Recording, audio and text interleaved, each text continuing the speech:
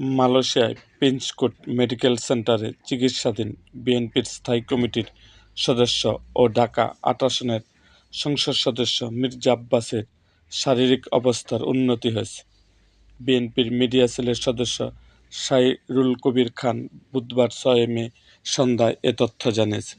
এরপর বিভিন্ন সংবাদমাধ্যমে প্রকাশিত হচ্ছে সেই খবর। তারই একটি ফটোকার্ড নিজের ফেসবুকে শেয়ার করেছেন এনসিপির মুখ্য সমন্বয়ক ও ঢাকা-৮ আসনের মির্জা আব্বাসের সাবেক প্রতিদ্বন্দ্বী এনসিপি নেতা নাসির উদ্দিন পাটোয়ারি।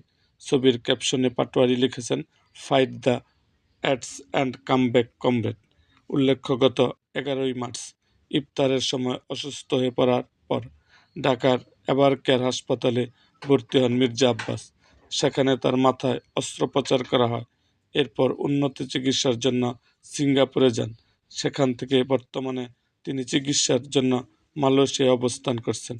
মির্জা আব্বাসের সহধর্মিণী আফরোজা আব্বাসের বরাতে সাইরুল কবির খান জানিয়েছেন, মির্জা আব্বাস এখন পুরোপুরি শঙ্কামুক্ত। তিনি ধীরে ধীরে সুস্থ হচ্ছেন এবং পরিবারের সদস্যদের সঙ্গে কথা বলতে পারছেন। মেডিকেল বোর্ডের সিদ্ধান্ত অনুযায়ী ঈদুল আজহার আগে তার দেশে ফেরার পরিকল্পনা রয়েছে। এরকম আরও ভিডিও পেতে এবং রাজনৈতিক অঙ্গনের নানা ঘটনা ও ইতিহাস জানতে আমাদের মুক্তাগাছার ইতিহাস মিডিয়া ইউটিউব চ্যানেলটিকে সাবস্ক্রাইব করুন এবং পাশে থাকা বেল আইকনটি বাজিয়ে দিন।